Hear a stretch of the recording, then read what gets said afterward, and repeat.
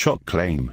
Couple surrounded by 10 aliens after being abducted on n.w.o. A couple who claimed to have been abducted by aliens was surrounded by up to 10 non-human beings on a flying saucer. It is remarkably claimed the case of Betty and Barney Hill is one of the world's best-known alien abduction claims.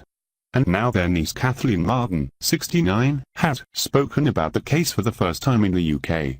Aliens on a flying saucer swooped in to snatch the couple of Portsmouth, New Hampshire, on the 19th of September 1961. Just south of Lancashire, New Hampshire, Betty and Barney claimed to have seen a strange, oval craft hovering above them. Then, they spotted a group of humanoid beings watching them from behind a curved lighted window in the craft. Their last conscious memory was of the same creatures standing in the middle of the road, blocking their path. The next thing they knew, they were pulling up at their house in Portsmouth.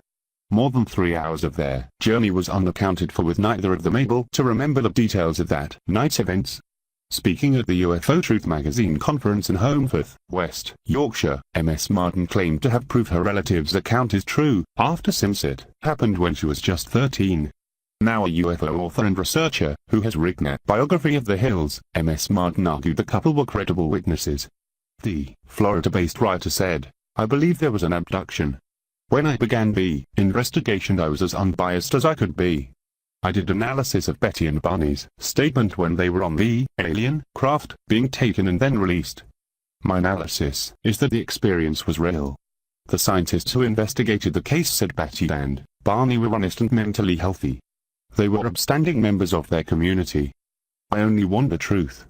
And I want to separate fact from fiction, because a lot of fiction has been built around what happened to Betty and Barney." Ms. Martin said her aunt and uncle actually never wished to go public with the experience, but a confidant told news reporters.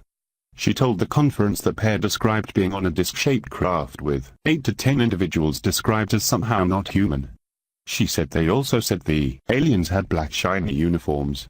Betty, speaking before her death in 2004, said, "I was taken on board. Barney was taken into one room and I was taken into another. The one who did the testing we call the examiner. First they put me on a stool and they checked my eyes, ears, nose, throat.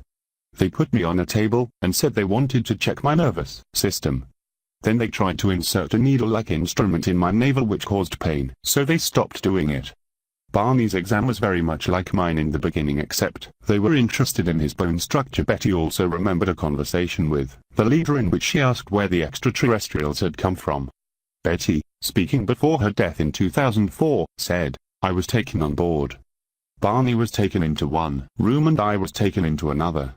The one who did the testing we call the examiner. First they put me on a stool and they checked my eyes, ears, nose, throat. They put me on a table and said they wanted to check my nervous system. Then they tried to insert a needle-like instrument in my navel which caused pain, so they stopped doing it. Barney's exam was very much like mine in the beginning, except they were interested in his bone structure." Betty also remembered a conversation with the leader in which she asked where the extraterrestrials had come from.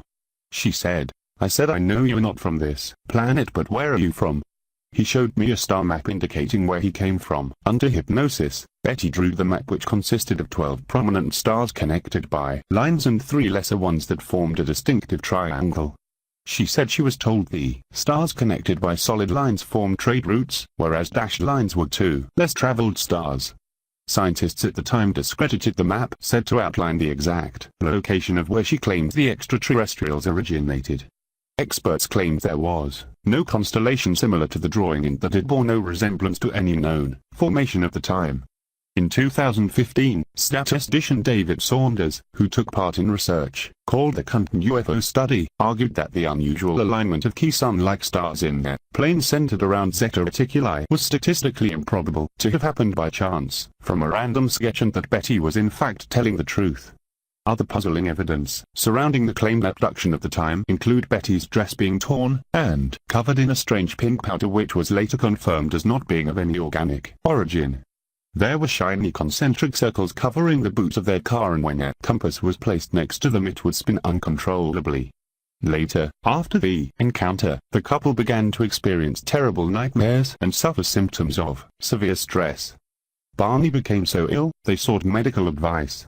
The couple were examined, and put under hypnosis by psychiatrist Dr. Benjamin Simon, who made an astonishing discovery.